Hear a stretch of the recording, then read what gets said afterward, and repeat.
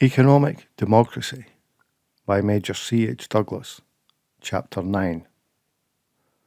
While a much higher development, not only of civic sense but of material progress, is necessary to any realization of a scheme of society based on anything approximating to the foregoing sketch, it is quite probable that eventually such an arrangement might be the only solution having inherent stability.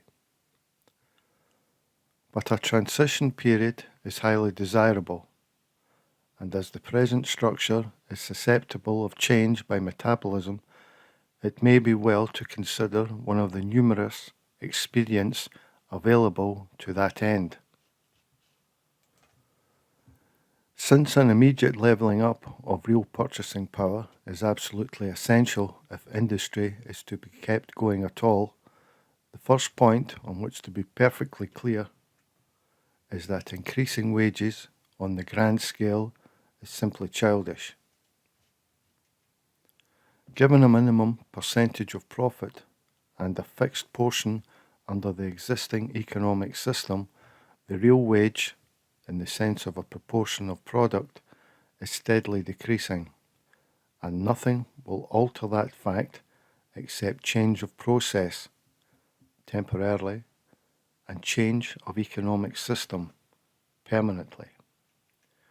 Even taxation of profits is quite incapable of providing any real remedy, because, as we have seen, the sum of the wages, salaries, and dividends distributed in respect of the world's production, even if evenly distributed, would not buy it, since the price includes non-existent values.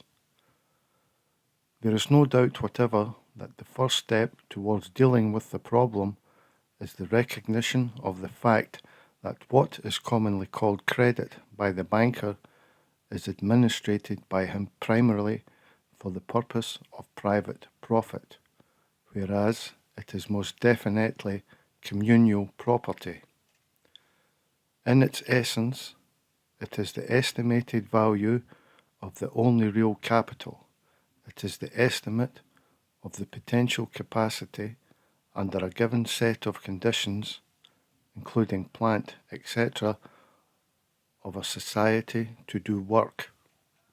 The banking system has been allowed to become the administrator of this credit and its financial derivatives, with the result that the creative energy of mankind has been subjected to fetters which have no relation whatever to the real demands of existence, and the allocation of tasks has been placed in unsuitable hands.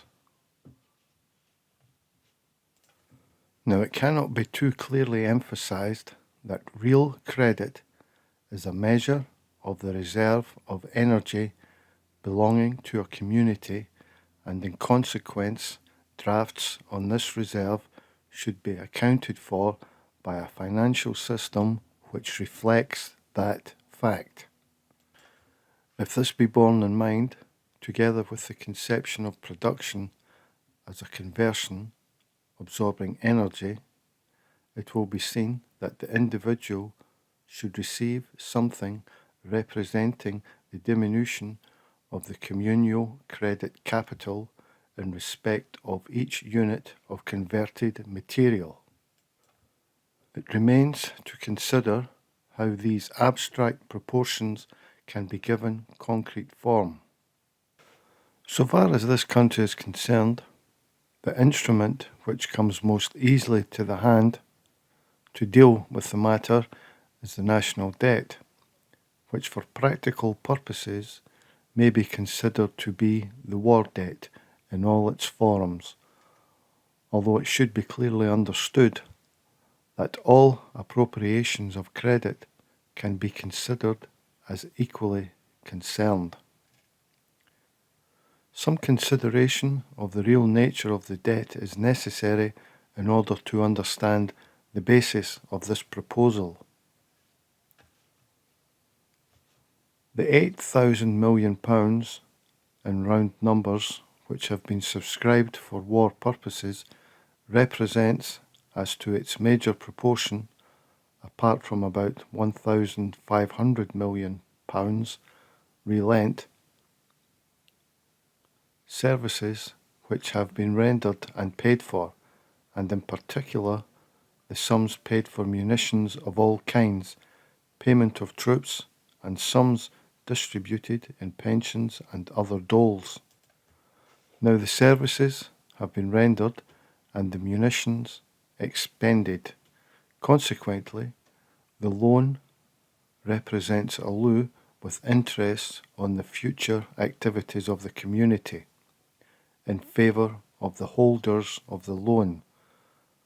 That is to say, the community guarantees the holders to work for them without payment for an indefinite period in return for services rendered by the subscribers to the loan. What are these services?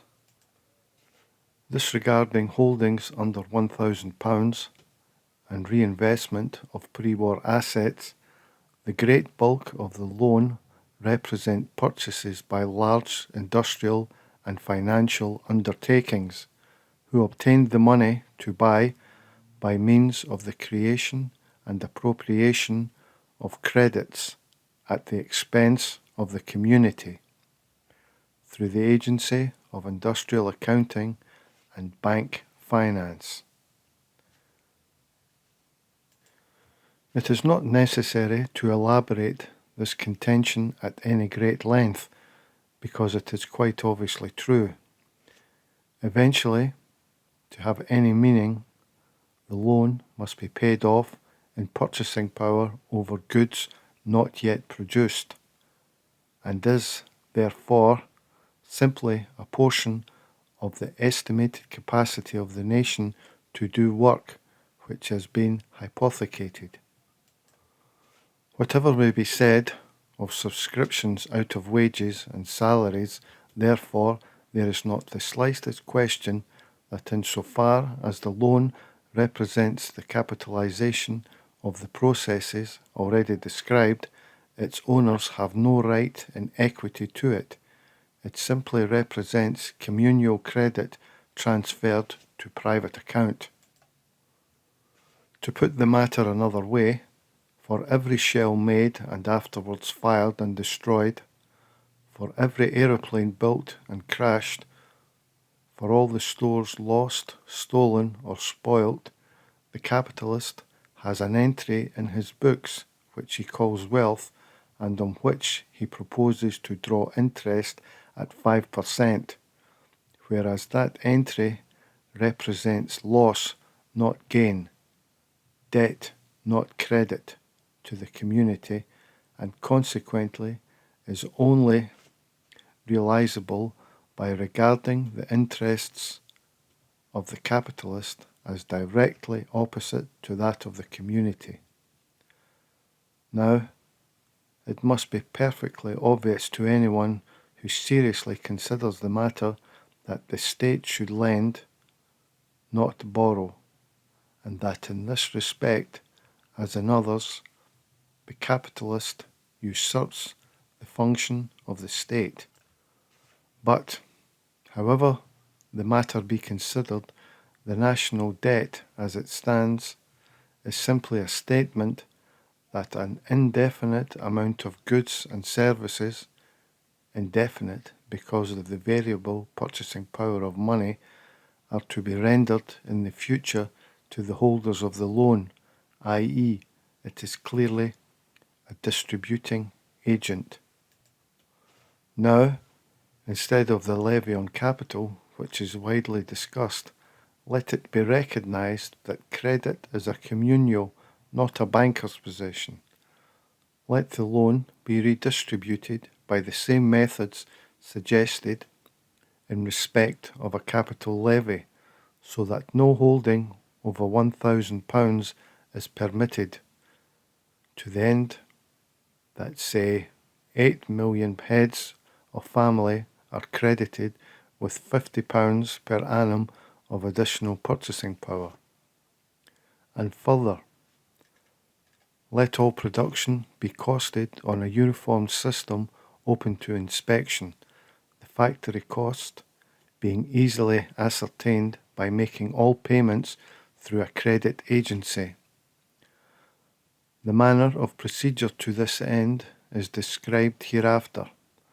Let all payments for materials and plant be made through the credit agency, and let plant increases be a running addition to the existing national debt, and let the yearly increase in the debt be equally distributed after proper depreciation.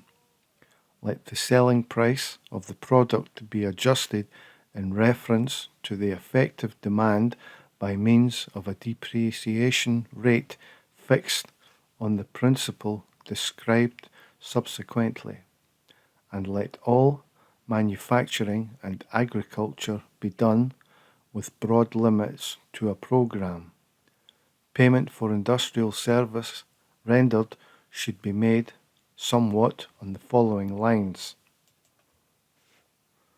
Let it be assumed that a given production centre has a curve of efficiency varying with output, which is a correct statement for a given process worked at normal intensity. The centre would be rated as responsible for a program over a given time such that this efficiency would be a maximum when considered with reference to, say, a standard 6-hour day. On this rating, it is clear that the amount of money available for distribution in respect of labour and staff charges can be estimated by methods familiar to every manufacturer. Now let this sum be allocated in any suitable proportion between the various grades of effort involved in the undertaking, and let a considerable bonus together with a recognised claim to promotion be assured to any individual who by the suggestion of improved methods or otherwise can for the specified programme reduce the hours worked by the factory or department in which he is engaged. Now, consider the effect of these measures. Firstly, there is an immediate fall in prices, which is cumulative, and consequently a rise in the purchasing power of money. Secondly, there is a widening of effective demand of all kinds by the wider basis of financial distribution. There is a sufficient incentive to produce, but there is communal control of undesirable production through the agency of credit, and there is incentive to efficiency. There is the mechanism by which the most suitable technical ability would be employed where it would be most useful, while the separation of a sufficient portion of the machinery of economic distribution from the processes of production would restore individual initiative and, under proper conditions, minimize the effects of bureaucracy.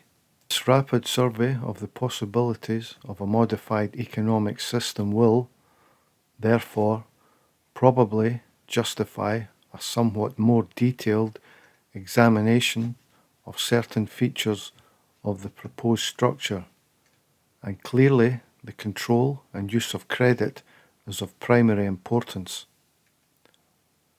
It should be particularly noted at this point, however, that every suggestion made in this connection has in view the maximum expansion of personal control of initiative and the minimizing and final elimination of economic domination, either personal or through the agency of the state.